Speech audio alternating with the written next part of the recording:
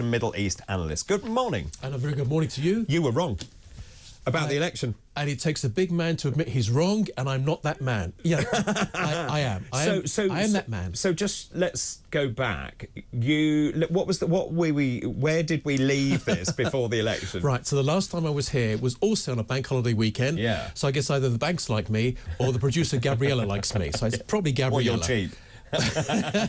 Well, yeah, or it could be, or maybe all the above. Or maybe, yeah.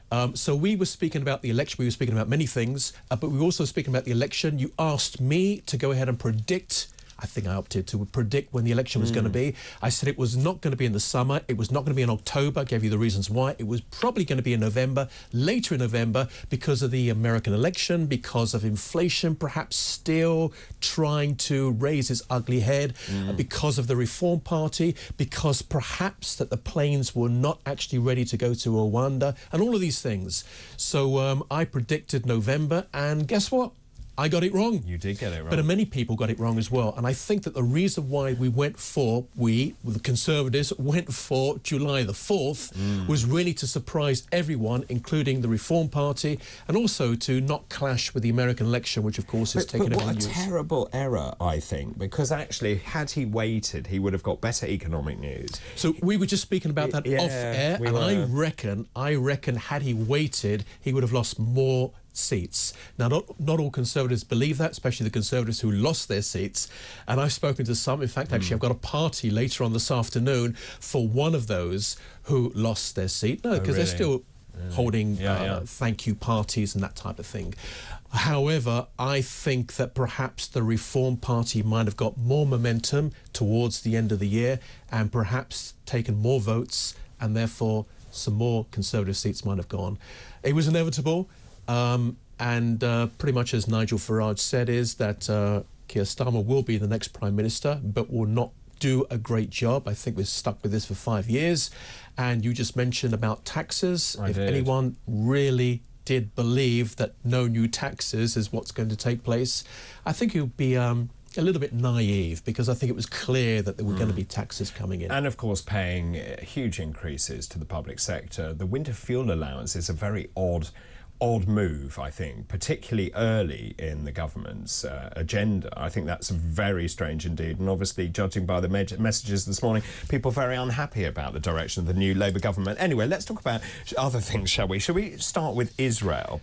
Because this was breaking news this morning. Hezbollah launched hundreds of rockets and drones against Israel. This is this morning in retaliation for the assassination of a senior commander. Now, my understanding was that actually Israel had hit targets in Lebanon because there was intel, and Israel's been waiting for this for a long time, but there was intel that an attack was imminent.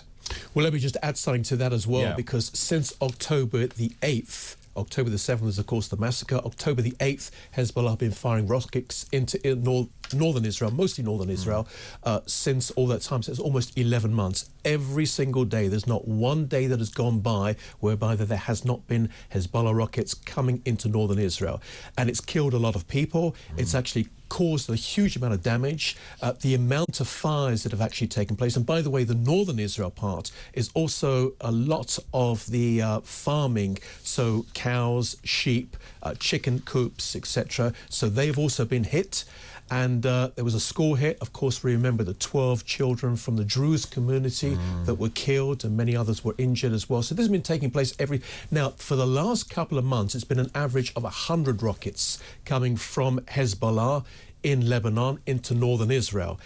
In the last couple of days, and it ties in with what I was hearing towards the end of last week, the Israelis were getting intelligence that they were going to, Hezbollah, they were going to fire more than 100 or 150 rockets in one day. They reckon that they were going to fire around 6,000 rockets into Israel, and therefore all outdoor activity from Tel Aviv northwards, north of Israel, was capped to 30 people. So sometimes you have these outdoor weddings, of course, hundreds, thousands, etc. People go there. So it was suddenly stopped. And I raised an issue. What is going on? The intelligence showed that they were going to make this hit. So Israel has made a preempted strike.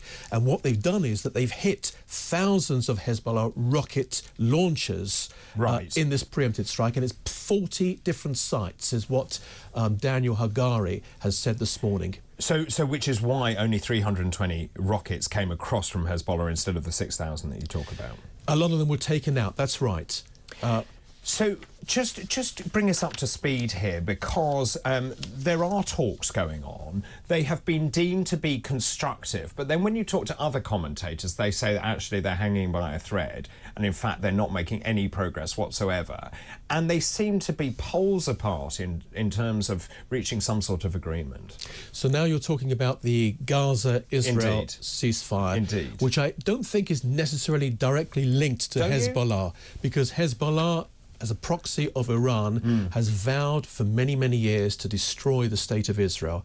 And as Iran's proxy, it has kind of done this in terms of sending rockets on and off for several years. That's its goal, that's objective. It's using the excuse right now of standing by with the Palestinians inside of Gaza, and specifically Hamas. I suppose that's why I said they are linked, because they are using it as an excuse to ramp up their activity. So yeah, and the Houthis in Yemen would say the same thing, but of course the Houthis as well are also trying to get their name onto the ballot box as such, in terms of being famous as a terror group.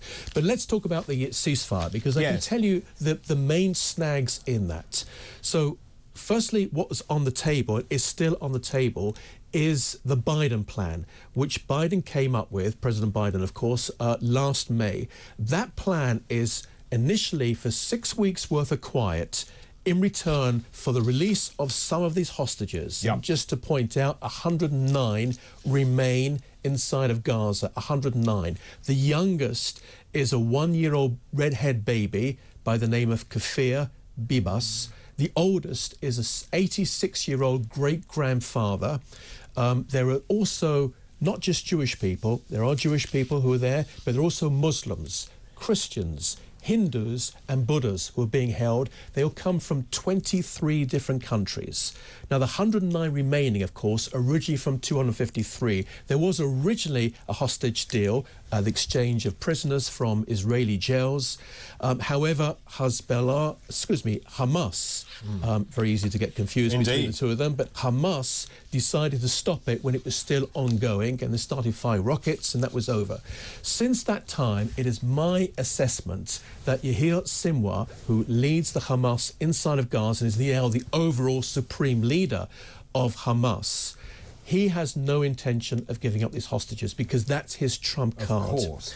And you can understand it from his point of view, that he feels if he gives them up, he doesn't have too much more, because the long-range missiles, a lot of them have been destroyed by the Israelis.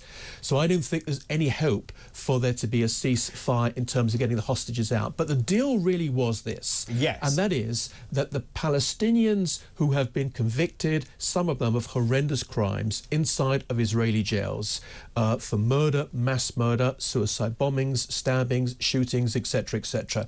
There was a huge amount of them. I don't remember the exact number now, for I think it was 50 for every one Israeli. But then the Israelis asked for the names of the alive hostages that would be released. Hamas refused to give them. And the Israelis suddenly stopped for a few days and stopped sending their team over to say, look, we cannot get involved with a situation whereby we released literally hundreds and hundreds and hundreds of Palestinian prisoners in return for dead bodies. The Israelis fell for that with Lebanon several years ago, but they gave up 1,000 prisoners in return for 2 Israeli soldiers who turned out to be dead and 1 business person who was still alive. And they said that they would never ever do that again. So they wanted the names, and Hamas refuses to give any information whatsoever. The Hamas says that Israel has changed the goalpost. The Biden administration, Antony Blinken in particular, says, no, Israel has not changed it. It's Hamas is holding it up. So what are those goalposts? Very simply, 2 of them. One of them is the Philadelphia route. Now, that is the bit of land which is just north of the Egyptian border, north of the Rafah crossing. So it's south of Rafah city itself, but north of that area. The Israelis took that about 2 months ago. They should have taken it several months before 2 months ago, but they didn't for international public relations reasons. They found that there was more than 20 tunnels coming in from the southern Gaza going into Egypt. And that's where the arming of Hamas and Islamic Jihad was still continuing, because after 10 months they were still managing to get off rockets to Tel Aviv and other places. Right. So this is where the rockets were coming through under those tunnels. So Israel's now taken control of that, not just to stop the arms coming in, but also to stop hostages from getting smuggled out into Egypt, and they could find themselves in Tehran. So just in terms of the deal, is the deal still the same? So this was...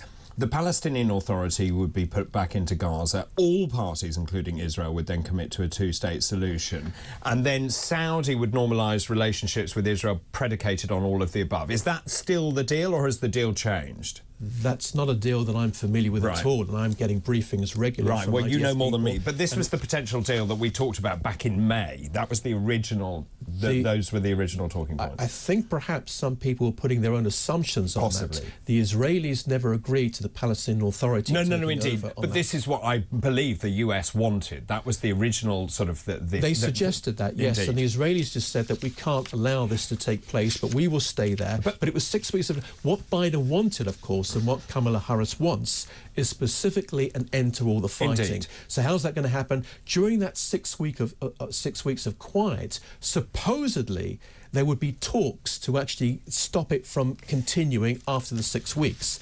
That was what President Biden had specifically said. But Hamas is totally against any Israel presence inside of Gaza. So what it says is that the Israelis have to withdraw from Gaza, and then it will release prisoners.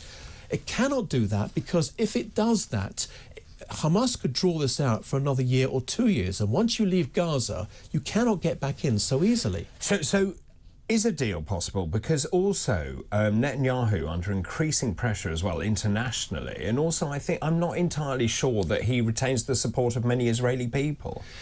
Well, firstly, there is a huge amount of division inside of Israel, just like there is in the United States, just like there was after the Brexit vote over here and the Scottish vote over here. So it happens in all democracies.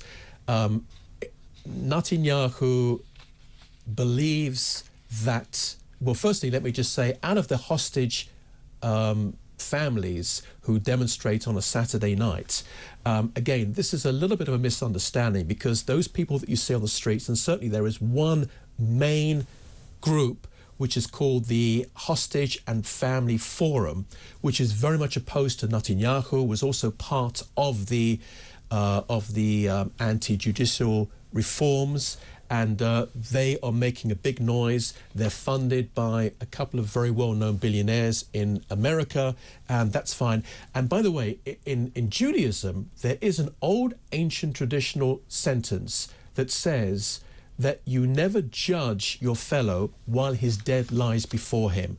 In other words, that means is that there's no one who can actually say against the hostage families who just say, the government is wrong, the IDF is wrong, we just do anything to get our loved ones back. I understand that, and I'm certainly not criticising them, because I'm not in their position. But I've spoken, if I can just add this, I've spoken also to other hostage families, and there is 3 other groups there. One of those groups, who have family members inside of Gaza, actually say that the IDF have to literally go straight forward and take out Hamas in the quickest way possible, which is what Trump is actually saying as well. Israelis get this. So very quickly, because I have to go to a break, but the timing here is crucial, because obviously we have the presidential election coming up, and of course you've got Kamala Harris and Biden being committed to a two-state solution. I just don't see this going anywhere. I just don't see a solution in sight. Do you?